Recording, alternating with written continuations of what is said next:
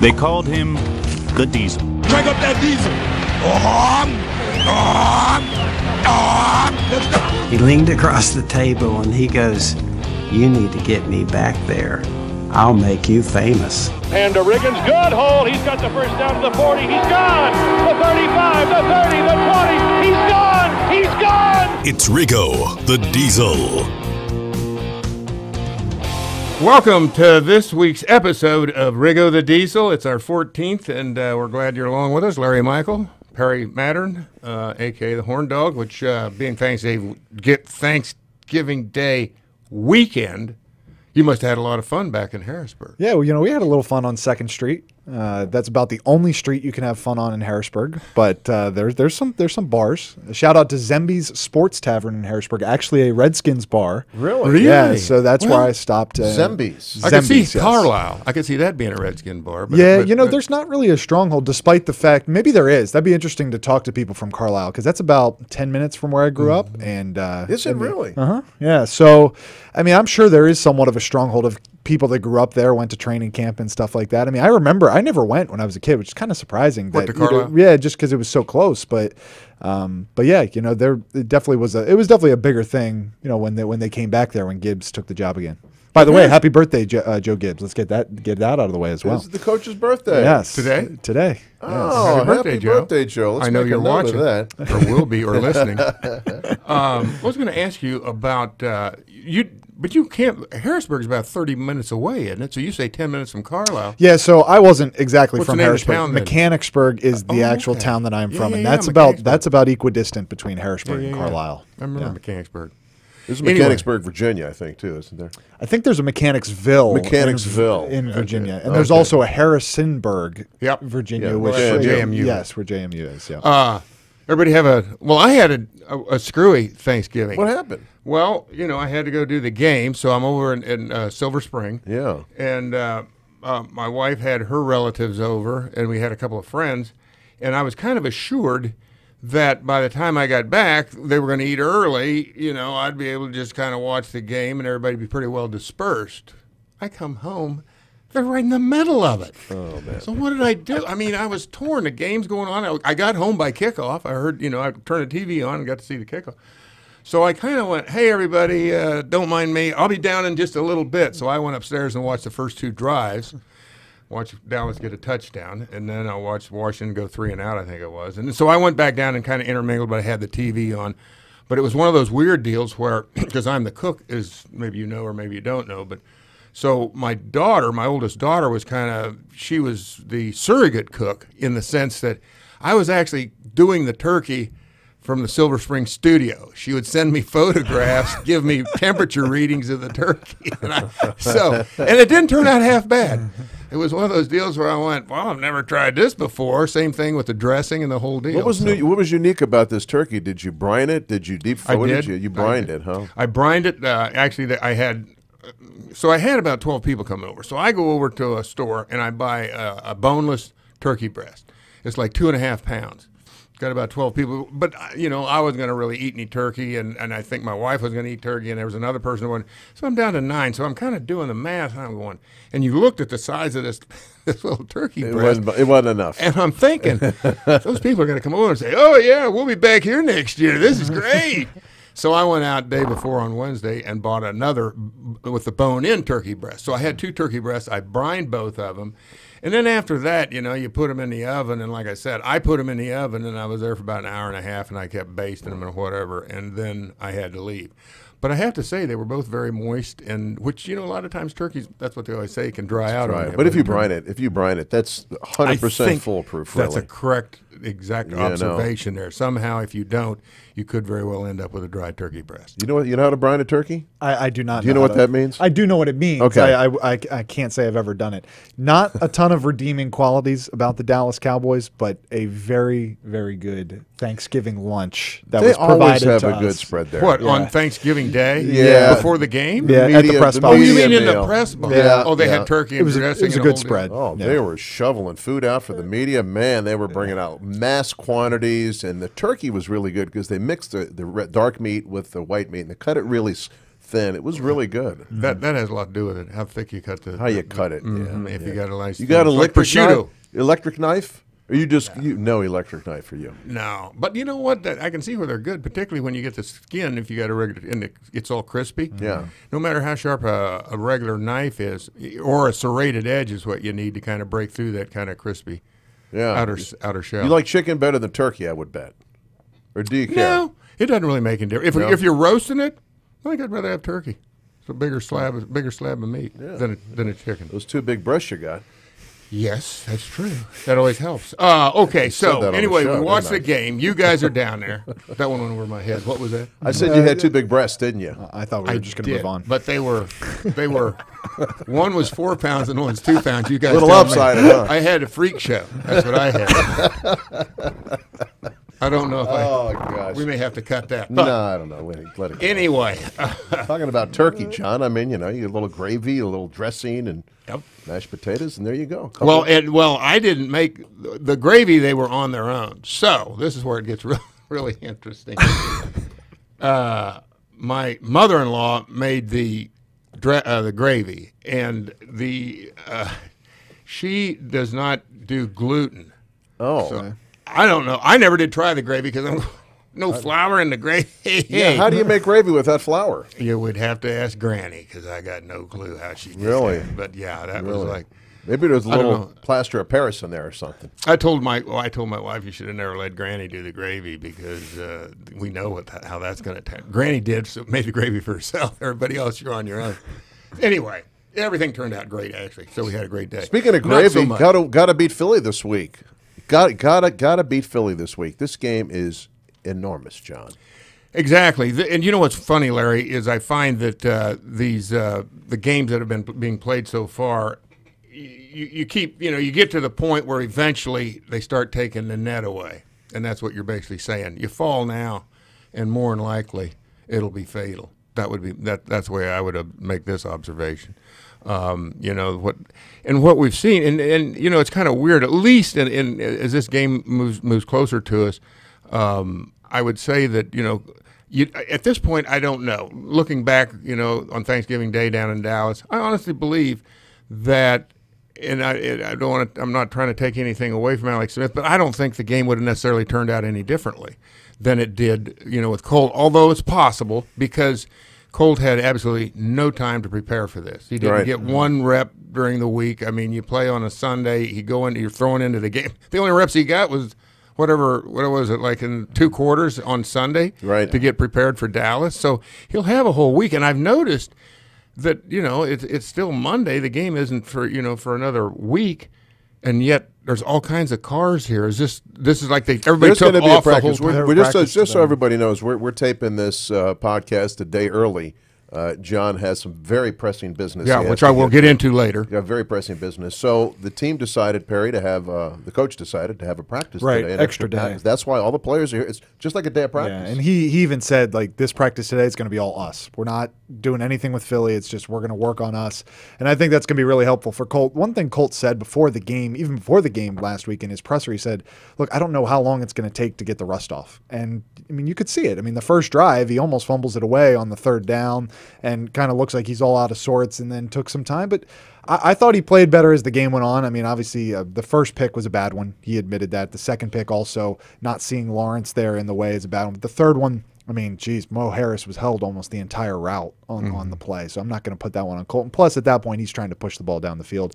I like the aggressiveness, though. I mean, you have the longest pass play of the year on the Vernon Davis touchdown. So I think the full week will help. And the Eagles are an interesting team right now because they don't really have any corners that are healthy. Yeah. And we'll see how healthy they are. And how about some help from the Giants? Any?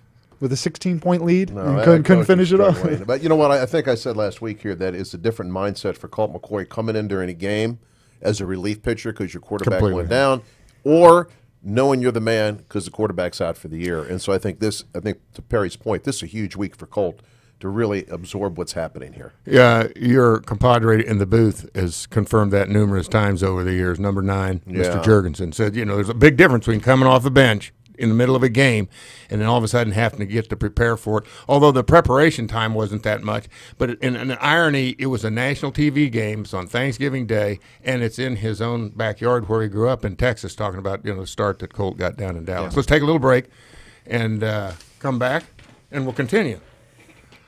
All right, Riggo here, as maybe you know or you don't know, but most of us give little thought about our homes until the plumbing actually there's an emergency. Now, wouldn't it be great to know that all your plumbing is in good condition, that you're not wasting water or your hard-earned cash? The team at O'Connor Plumbing can give your home a complete plumbing checkup of all your visible piping, drains, faucets, traps, water heater, sump, pump, toilets. They'll check it all, and at no cost for the next 30 days, just call O'Connor Plumbing now to set up your no-cost 44-point home plumbing inspection. That's 1-833-RIGGO-44. One more time, 833-RIGGO-44. All right, everybody's playing to get to the big game. It's the ultimate goal, the game of games, the hottest ticket in town. Of course, you know this. It's the Virginia Lottery's Win-A-Spin live show. 8 lucky winners of the Win-A-Spin Scratcher will get the chance to spin the big prize wheel to win a guaranteed $100,000 to $500,000, and they'll get to do it live at Virginia Lottery headquarters. So if you want to get to the big game, the Big Wheel live show, here's what you have to do. Scratch the Win-A-Spin Scratcher to find a spin code that you'll enter online. If your online code reveals a Big Wheel message, you've made it. You're going to lottery headquarters to spin the big wheel in front of a live audience on Facebook. Oh, and you're spinning to win a guaranteed prize of $100,000 to $500,000. If you want the glory, you've got to get off the bench. Get your touchdown dance ready and visit your local lottery retailer and ask for the Win-A-Spin Scratcher today. Top prize odds in Win-A-Spin are 1 in 918,000. Also, helping people improve their lives is what should drive business. That's the belief at Koch Industries, which employs more than 65,000 people across America. The team at Koch works together to meet the world's changing needs in transportation, medical care, water filtration, household goods, energy-efficient building products, and everyday technologies, all while consuming fewer resources. See the innovations firsthand at kochindustries.com. Who's bored? Who's broke? And who's back? I wanted to always see the redwoods. I wanted to see the Rocky Mountains. I wanted to see the Painted Desert, the Petrified Forest, the Grand Canyon. That was like the land that I always wanted to go to. John Riggins. Okay, so getting into this Philadelphia game, they obviously, like you said, with the Giants, you would have thought that the Giants, this was the game for them to get well with the receiving core that the Giants have to go against. Basically, everybody's all banged up for the Eagles. I don't know what that's going to be like on Monday night when they play, but clearly, at least my feelings were, had the Giants won that game, obviously it's a big thing as far as the standings go, as far as kind of at least eliminating the potential for the Eagles to get back into this thing. But I think it's more psychological. I think the Eagles, had they lost to the Giants, a team that's been pretty much downtrodden the entire year, if you lose to that, then I think the players, it's just human nature. And Doug Peterson's a fine coach. He Super Bowl winning coach last year. But sometimes it can get difficult, particularly when you're all nicked up. You just kind of go to work with a negative attitude, like what's going to happen next. And that, to me, is really, now all of a sudden Philly caught fire. They came from behind to win this game, and all of a sudden that look starts going around in the locker room. You got to keep in mind this team is the defending world champions. And the fact that they are is, all of a sudden it's like this Frankenstein is over. The fingers starting to twitch a little bit, because that would have been the hope. Had they gotten beaten, I don't think the same team would have showed up on Monday night is what you're going to see now. So you believe in a Super Bowl hangover? Yeah, in this case, I guess. But here's the weird thing, isn't it? How did they win that Super Bowl? They won it with Carson Wentz taking them all the way down the wire, and then Nick Foles pushes it across the line. It was almost like a relay. So then you start out, it's a reverse relay this year. Nick Foles starts him out, and now he hands it back off to Wentz. Well, Wentz is still rusty, so that's kind of hard to figure. I mean, and then I think they've had, a lot of injuries as well. So you add that together, and you find out really, I think, Larry and Perry, what you look at this league and you realize that you're not necessarily going to stay on top for long. that it happens real quickly, that all of a sudden with the, if somebody makes another move in the offseason, you get into a game and all of a sudden you fall behind, and it's not like it used to be. I think, that's where you got to hand it to New England. Now, granted, they've played in a pathetically weak division for years in the AFC, and that's a big plus, but they also, they kind of keep churning it out. When because the word dynasty, how many times? New England is the real true exception when you think about it. They're the only team that kind of hangs around it there. And I said a little bit of it's their division, but you got to give them credit because they seem to put it together every year. I think underrated thing for Philadelphia as well. Two big guys on their offensive staff gone from last year. Frank Reich now coaching the Colts, and they've been great. They've won 5 in a row. John DeFilippo as well, also now running the offense in Minnesota. I think those guys have hurt a little bit, and like you mentioned with Wentz getting the rust off, and he's not really running at all. He's not really moving. I don't think he's quarterback now. Right, he's definitely not the same. And is that the way he's going to be in the future, or is in other words, is it something like you said, rust coming? I think he might need another off season to fully get right back to where he was, and I think he was rushed a little bit, and obviously that was a big storyline in Philly to start the year was when's he going to be ready? When's he going to be ready? But the injury thing is such a big thing. I mean, you just look at some of these teams that have breakout years. Maybe look at a team like Jacksonville last year. They had nobody miss any time, and that's such a big deal. When you don't have guys miss time, it means a lot, and they have really just been hurt so badly in the secondary. And obviously Beckham made his comments after the game yesterday saying, why didn't we attack it more? Well, at the same time, he gave Saquon Barkley 4 touches in the second half of a game. John, if you were going into the half and your team was up by multiple scores and you got 4 touches in the second half after having 130 total yards in the first half, what would you think? I mean, that's crazy that Barkley got that little work. Right, and then they took him out later in the third quarter, fourth quarter, let the backup run. I mean, this is your stud, right? This is the guy that should be out there 30 carries a game. Plus, I think going into the half, he had close to 100 yards at halftime. Right, and that was just on the ground, and he had another 30 through the air and one of the touchdowns. Coaches lose games, man. Well, it can happen. I mean, and you think Shermer, I mean, he's been around the block, the Giants, head coach, and also their play caller. I saw his explanation, and I couldn't quite, make sense of it really, because I was looking in the New York Post, because that's basically they were saying the same thing, that Barkley was really your bread and butter. Yeah. How do you get away from him? They went into this. They start out the second half, and maybe where they're trying to maybe do some other stuff off of him, but they gradually moved away from him, trying to throw the ball, maybe exploit some stuff, play action, and all that stuff, but somehow. It came back to bite him. And this is where, that's where you see a team that was in the playoffs last year and actually won the Super Bowl. You got to give them credit because they hung in there and kept, nipping at the heels and finally got up on top. And, of course, and Peterson, this guy is an interesting coach in the sense that, man, I saw this and I'll use it because I haven't watched him play enough, but fearless. This guy gets a 4th and 1. It's like, he's going to go for it. I mean, he did it a lot last year, and it's certainly main part of his playbook this year.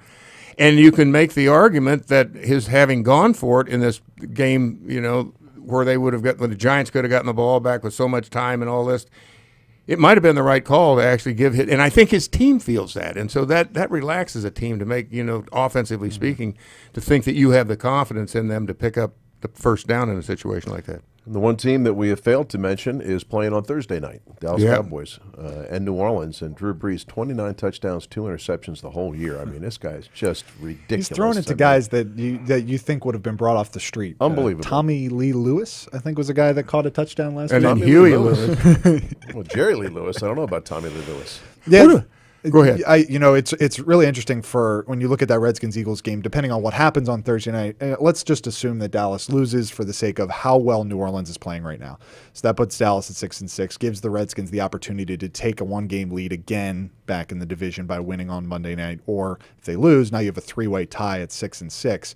But I think you made a great point about the Eagles, John, in the sense that the Frankenstein thing, I think they were 1 loss away from it being a total collapse. I mean, you would already start to have some things come out of that locker room. Jason Kelsey saying we don't really have the leaders, the guys, being held accountable, holding other guys accountable. No Torrey Smith, no Brent Selleck, guys that have been there for a long time.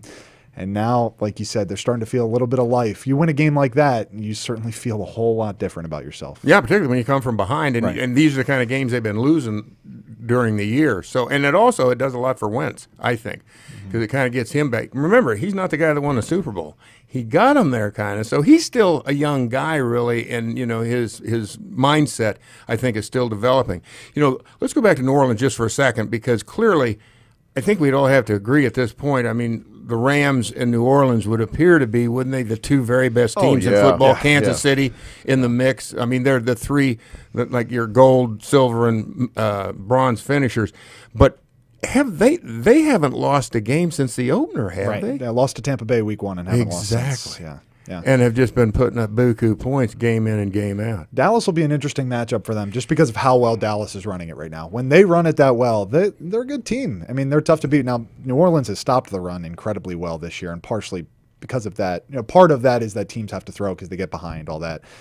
Yeah, that'll be interesting to see. I agree with you, though, that it kind of seems like New Orleans and L.A. are up here, and then maybe Chicago's kind of between the rest of the teams just because they've played so well defensively.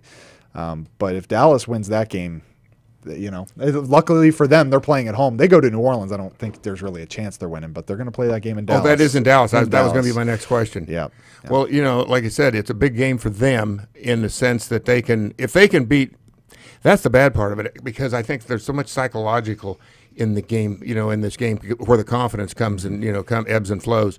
If Dallas is fortunate enough to beat New Orleans, all of a sudden it gives New Orleans a stiff arm, and Dallas now starts to look around the locker room like, hey, guys, maybe we got something going on here, which is exactly not the scenario you would want. That's why, like Doc says, you need to put your foot on their throat and crush their windpipe when you have the chance.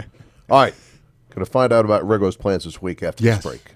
Have you been told you need to replace your home's heating and cooling system? Get a free quote from ME Flow. ME Flow has been serving Northern Virginia since 1951. That's right, 1951. Don't get stacked. Go with the flow. Call ME Flow today at 703-250-FLOW or visit meflow.com. John, when he walked, he had a little bop to him. And besides that, he had the booty out there. They nicknamed him Chocolate Chip. Story time with Riggo. All right, now, as I have teased it a little bit, using a little radio lingo there, right, Larry? Pretty good teaser. Yeah, we actually teased it a little bit last week. Yeah. I'm going out of town tonight, and I'm heading back to Kansas. The deer season opens out there on Wednesday. Now, I've had a piece of property out there, 160 acres, which, if you're out in that area, I mean, it's like a garden for the real farmers. That big a spot, huh? Exactly. It's a garden. I think I've got about 60 acres of row crop. People would go, oh, yeah, you're a gentleman farmer. Stay in town, come out on the weekends, and we'll take care of everything else. But anyway, when I was growing up as a kid, this property, it was the one area, you got to keep in mind how the whole country developed, Lewis and Clark and all that stuff. I'll give you a real quick history lesson of the Midwest. And probably around here for the same reasons now, is that, the settlers came, cut down a lot of trees. Out there were no trees. It was all prairie, but there was a lot of deer, buffalo. That stuff was all basically wiped out around the turn of the last, in the 19th century. When we're going into the 20th century, basically all the deer, the elk had been basically driven back up into the mountains, the Rocky Mountains. The bears and all that stuff had been driven in the same areas. And so there was, deer were very plentiful. Well, when I was growing up as a kid, in Minnesota, where my mom was from, my uncle would go hunt and talk about deer, and I was always fascinated by it.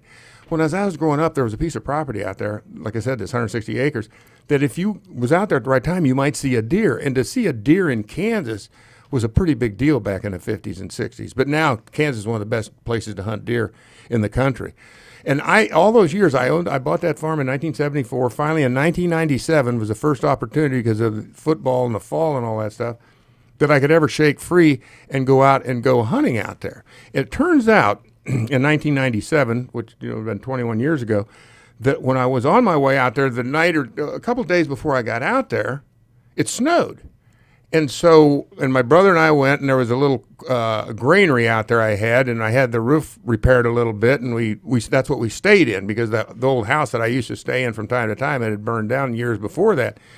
So we stayed out there. Well, we had snow on the ground, and then while we were there, it snowed again. So now here I am in this property that I've been hunting since I was like 10, 11, 12 years old, and all of a sudden it doesn't look the same with snow on it. because it's just there's something different about it. In fact, you know, that's part of the experience is you kind of go out and put yourself in this imaginary place. So all of a sudden you could actually spin it back to where, you know, you kind of get a little Daniel Boone, a little David Crockett, you know, Lewis and Clark, because I'm thinking I could be in the Rocky Mountains or whatever. With a little, you know, you got to temper your imagination.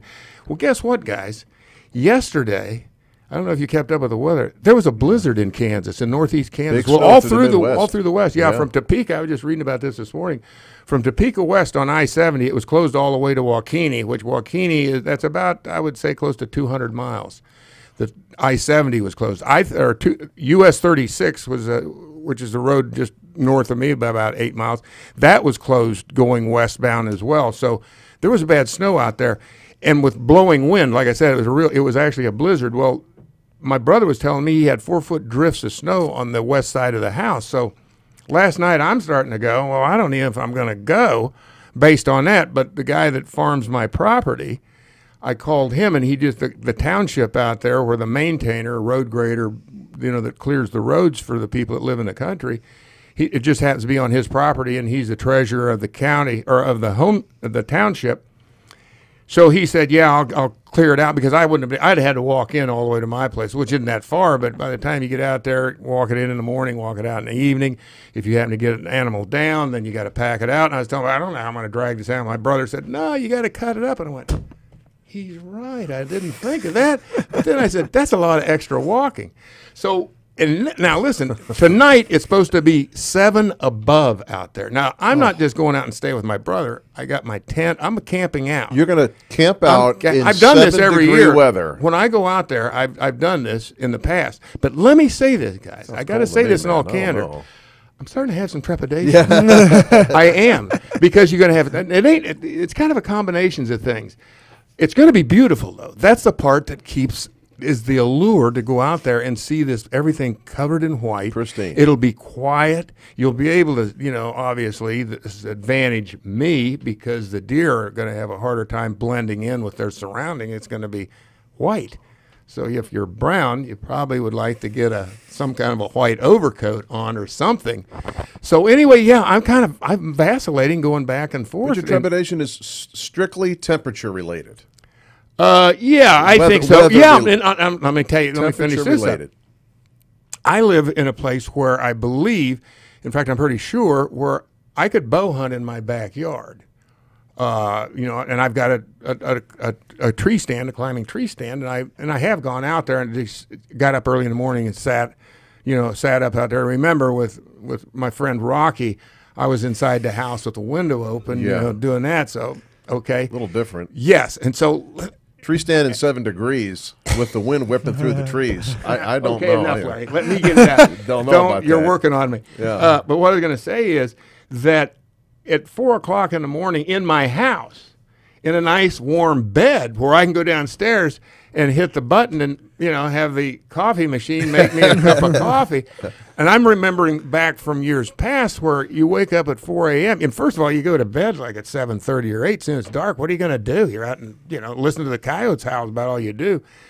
But to get up at that hour and get out of a sleeping bag, I'm going, how bad do you want it?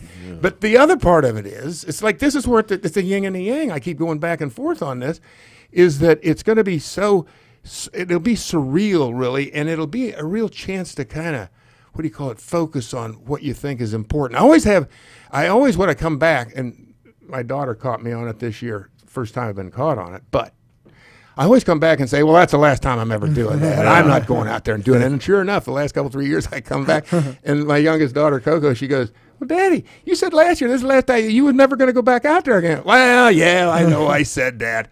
But now this is almost like too good to be true, because every year I've gone out there, I have wanted to have snow on the ground. And you know, you got to enjoy it. And we want a picture of your first. This is what I'm going to say. I'm going to send you some video. If you feel free to post it if you want to. Put on Redskins Nation. Heck, I will follow you, man. This would be like it could be like Wild Kingdom. Yeah. Well, I don't know how wild it's going to get, but it'll be interesting. I mean, you know, in other words, there's like I said, there's going to be some uncomfortableness to it and a little bit of getting used to it. But at the same time, there's going to be, I'd say, some real rewarding. So how many moments. days are you going to be out there? I'll get out there. Well, nights I'll be Tuesday night, Wednesday night, Thursday night, Friday night, and I'll probably pack it up on Saturday. And I'll hunt Saturday morning maybe. And then strike camp, and then I'll be back here on Sunday evening. You'll be in the tent and the sleeping bag every night. You will not retreat to a house. Well, tonight I will stay at where we grew up at my mom and dad's house with my brother. Right. But after that, and then I'll probably Saturday night I'll probably stay with him as well. But while I'm out there, no, and the chances are pretty good, Larry. I will never leave. In other words, I'll drive in there and just be there the whole entire time. In the house. No, in the tent. Just in the tent. And how far is the tent from the house? In the event, 8 miles. 8 miles. Yeah, I've walked it before. So you're going by yourself. Mm-hmm. Well, you clear your head out there. Yeah, exactly. Exactly. You're going to come back next week for the podcast. Man, you get ready to go. The point about this is, will I clear my head too much? I mean, within 24 to 48, I got my head cleared. I still got time to do it. I got to do poco and poco, little by little. Do you bring any brews out there with you? Do you bring a couple? No, I don't think so. No, I don't think so. no Well, beers. I kind of ruptured myself on Thanksgiving. And I got to be honest with you, I've just completely lost my taste. Wine doesn't sound good. Beer doesn't sound good. And beer in 15-degree weather. Yeah.